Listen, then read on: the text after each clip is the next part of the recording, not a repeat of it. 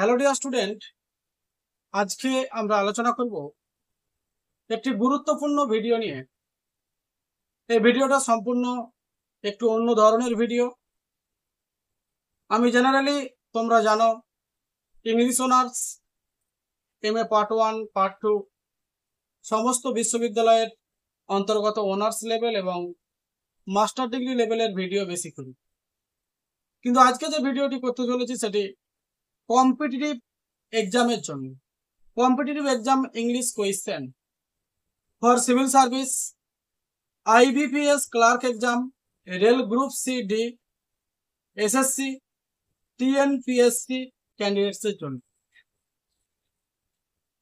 মানে সমস্ত ধরনের যে কম্পিটিটিভ এক্সামগুলো হয় সেন্ট্রাল গভর্নমেন্ট এবং স্টেট গভর্নমেন্টের অন্তর্গত,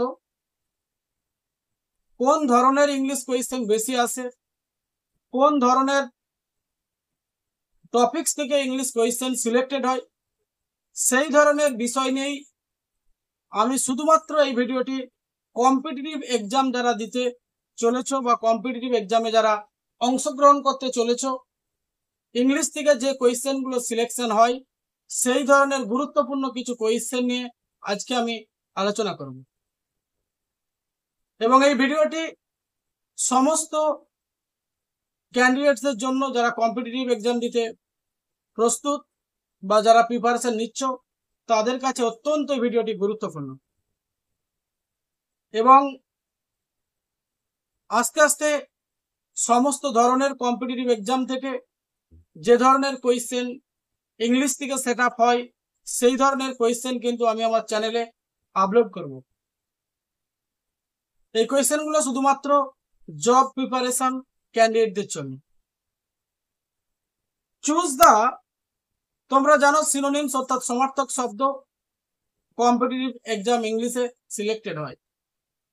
প্রথম যে কোয়েশ্চেনটি নিয়ে আজকে আমি আলোচনা করব, choose the correct synonyms of the given word which are given below from the alternatives. Choose বেছে নাও the correct synonyms, সঠিক সমার্থক শব্দ of the given word। যে শব্দগুলো চারটে শব্দ দেওয়া রয়েছে এমসিকিউ প্যাটার্নের মতো, এই শব্দ থেকে তোমাকে একটি শব্দ বেছে নিতে হবে যেটা উপরের বাক্যটিকে ইন্ডিকেট করে। যেমন ধরো পিটি হচ্ছে একটা নাম। প্রিটি প্রমিসড, প্রিটি প্রতিশ্রুতি রেখেছিল টু টেক আউট পিকচার, একটা চিত্রকে বের করতে বা তুলে ধরতে, but did not keep his word, কিন্তু সে তার কথা রাখেনি। তাহলে এখানে গিভ দেওয়া আছে, গিভ মানে দেওয়া, ব্রিং মানে আনা, ফটোগ্রাফ মানে চিত্র বা ছবি আমরা জানি, পেন্ট মানে আঁকা। তাহলে এখানে অ্যান্সারটা হবে ফটোগ্রাফ। পরবর্তী যে 2 দাগের যে কোয়েশ্চেনটা দেওয়া আছে ডিয়ার স্টুডেন্ট, পরবর্তী যে কোয়েশ্চেনটা দেওয়া আছে,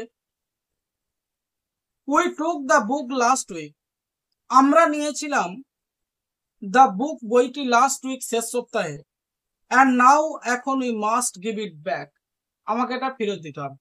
এই যে বাক্যটা বললাম, শেষ সপ্তাহে আমি বইটা নিয়েছিলাম এবং আমাকে অবশ্যই বইটা ফেরত দিতে হবে, এই বাক্যটার সাথে নিচের যে অপশনগুলো আছে চারটে শব্দ দেওয়া রয়েছে, কোনটার সঙ্গে অ্যাডজাস্টেড একটি অর্থ প্রকাশ করবে সেটা তোমাকে বেছে নিতে হবে।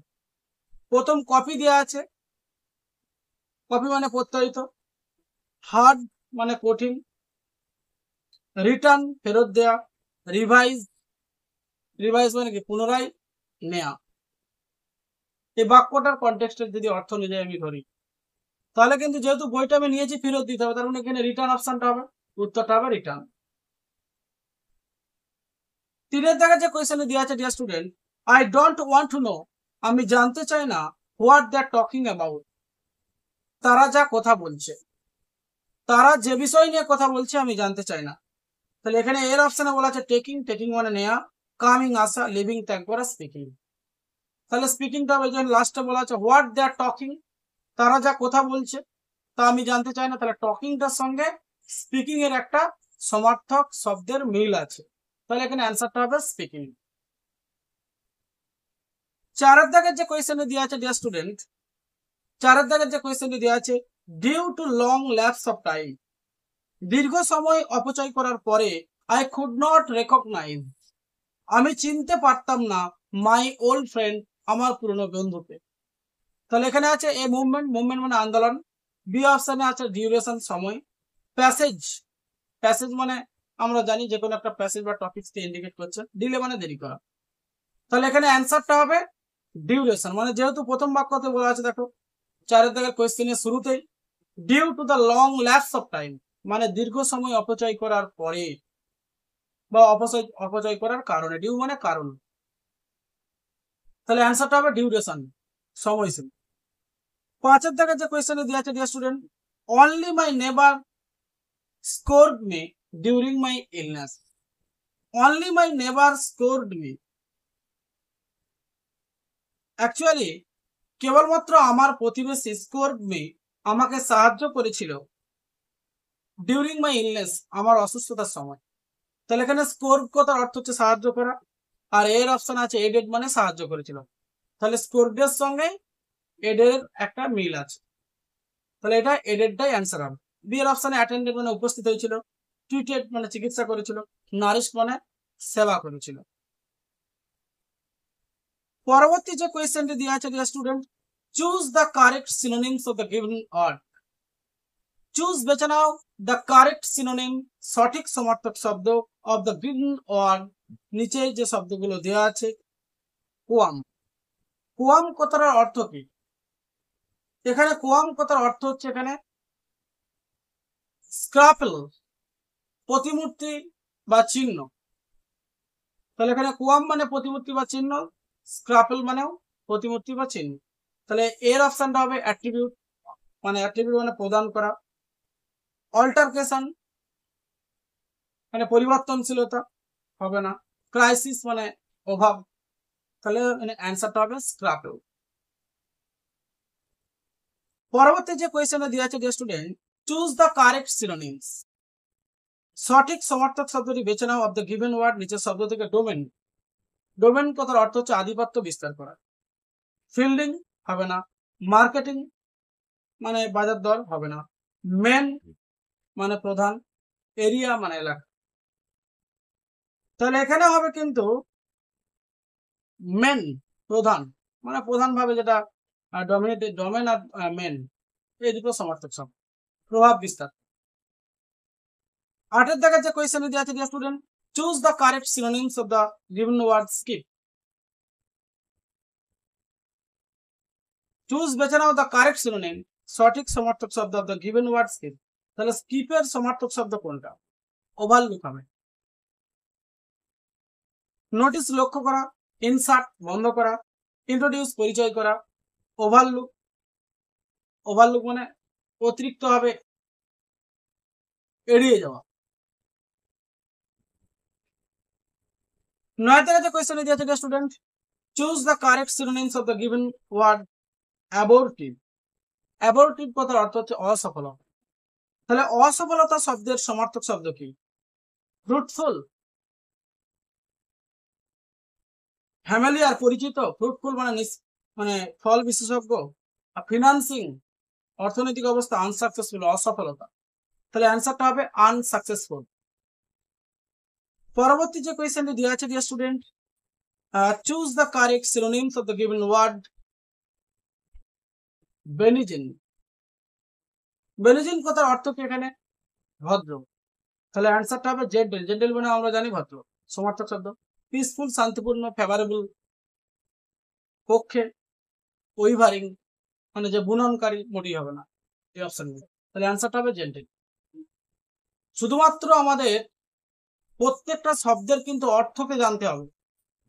শুধুমাত্র আমরা অপশনটা যদি যেটা অ্যান্সার সেটার মানেটা জানলাম, বাকিগুলো জানলাম না, তাহলে কিন্তু কোয়েশ্চেন যদি তোমাদেরকে কম্পিটিটিভ এক্সামে প্রশ্ন ঘুরিয়ে দেয়, ওয়ার্ড স্টকের অর্থ যদি জানা না থাকে, তাহলে কিন্তু তোমাদের পক্ষে কম্পিটিটিভ এক্সামে যে কোয়েশ্চেনগুলো সিলেক্ট হয় সেই কোয়েশ্চেনগুলোর উত্তর দেওয়া কিন্তু অনেকটা বিপর্যয়ের মুখে পড়তে পারে, বিপর্যয়ের মুখে বা বাধার সম্মুখীন হতে পারো। মানে যে কোয়েশ্চেনগুলো দেবে তাহলে কিন্তু তোমরা বাধার সম্মুখীন হতে পারো। পরবর্তী যে কোয়েশ্চেনটা দেওয়া আছে, choose the correct synonyms of the given word bountiful. Bountiful, bountiful কথার অর্থ হচ্ছে উদার, জেনারাস হবে উত্তরটা। প্রেটি মানে সুস্থির, সিম্পল লজ্জাজনক, আর স্পিরিচুয়াল মানে আধ্যাত্মিক আমরা জানি।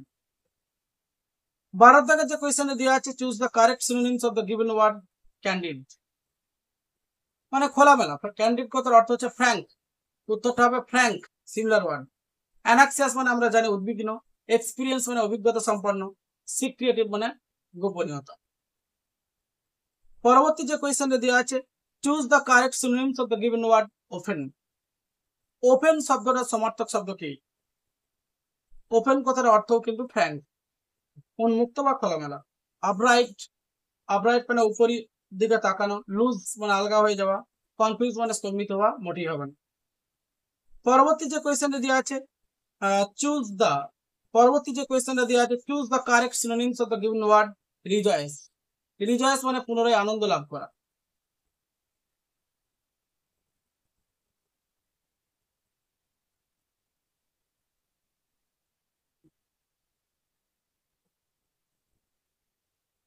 রিজয়েস কথার অর্থ হচ্ছে পুনরায় আনন্দ লাভ করা। রিজয়েসের সমার্থক শব্দ ডিলাইট হবে।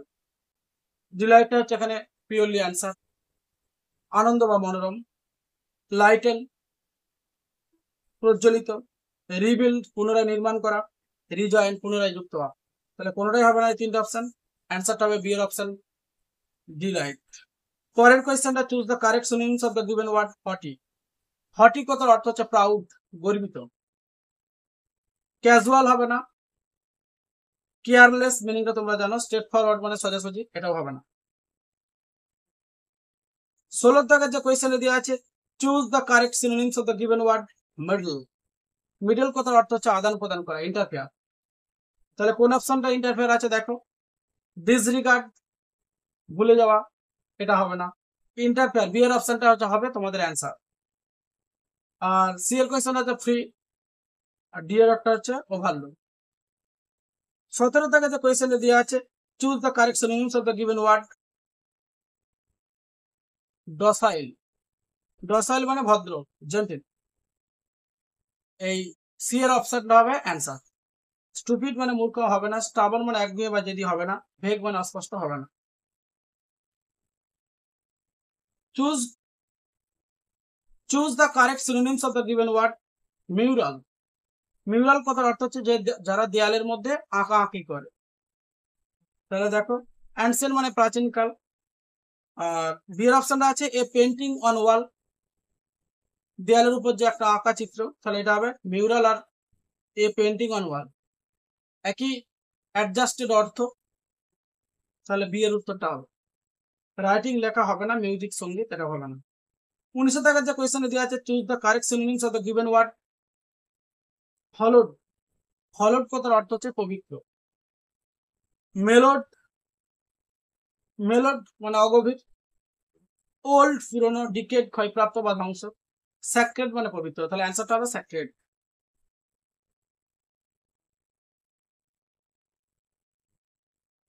20 অ্যান্সারটা আছে।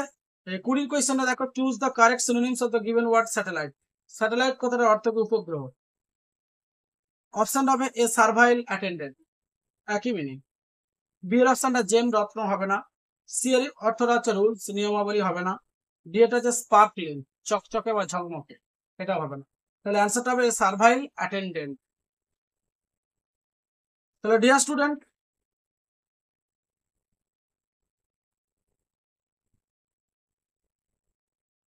স্টুডেন্ট, আজকে আমি তোমাদের সামনে 20টা কোয়েশ্চেন তুলে ধরলাম কম্পিটিটিভ এক্সামের জন্য। কম্পিটিটিভ এক্সাম থেকে শুধুমাত্র ইংলিশ থেকে কোয়েশ্চেন সেট আপ হয় তা নয়, ম্যাথামেটিক্স, ইংলিশ কম্পালসরি অর্থাৎ বাধ্যতামূলক, এবং আমাদের যে ভারতীয় সংবিধান আছে, ইন্ডিয়ান কনস্টিটিউশন, ভারতীয় সংবিধান থেকেও কিছু গুরুত্বপূর্ণ সাজেস্টিভ, ভারতীয় সংবিধান থেকেও কিছু গুরুত্বপূর্ণ কোয়েশ্চেন সেট হয়। 20 মার্কস, কোনো এক্সামে 25 মার্কস, কোনো এক্সামে 30 মার্কস। তাছাড়াও subjective questions, Bengali, environmental science, biological science, এইসব পার্ট থেকেও কিন্তু কোয়েশ্চেন সেট হয়।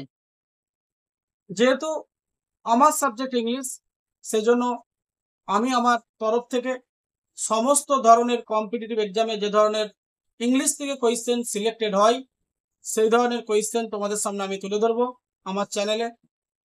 যারা এখনো পর্যন্ত ডিয়ার স্টুডেন্ট চ্যানেলটিকে সাবস্ক্রাইব করে রাখোনি, অবশ্যই চ্যানেলটিকে সাবস্ক্রাইব করে নোটিফিকেশন বেলটি অন করে রাখো। Thank you dear student.